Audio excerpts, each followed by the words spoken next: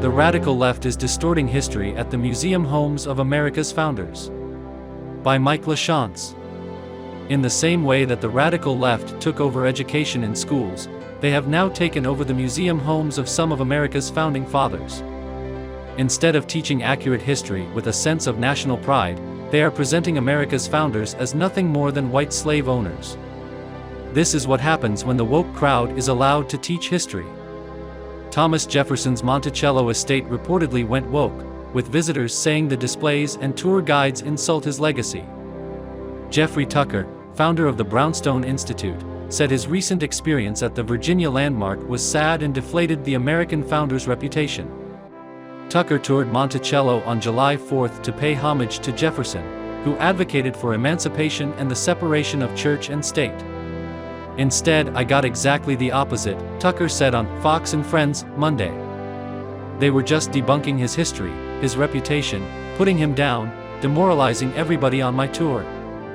Tucker recounted his previous visit to the estate as being full of grandeur with a sense of majesty about the place. No longer, he told host Brian Kilmeade. It is depressing and demoralizing and truly upsetting.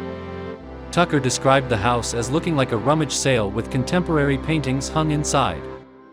He said tour guides repeatedly diminished Jefferson's accomplishments, claiming his reputation is wildly overblown. This is also happening at the home of James Madison. The globalist billionaire who funded the woke transformation of Thomas Jefferson's Monticello paid for a similar overhaul of James Madison's house, where the author of the U.S. Constitution has been shoved into a supporting role, while slavery and racism take center stage. No American flags fly at Montpelier, Madison's plantation home in rural Virginia, and not a single display focuses on the life and accomplishments of America's foremost political philosopher, who created our three-branch federal system of government, wrote the Bill of Rights and the Federalist Papers, and served 2 terms as president.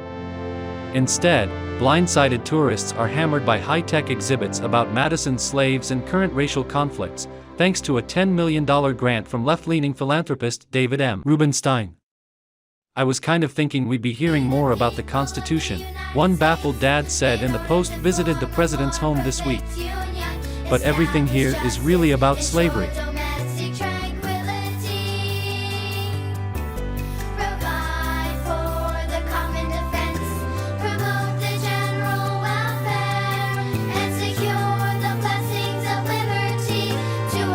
Please leave a comment about what you think. And subscribe if you haven't already.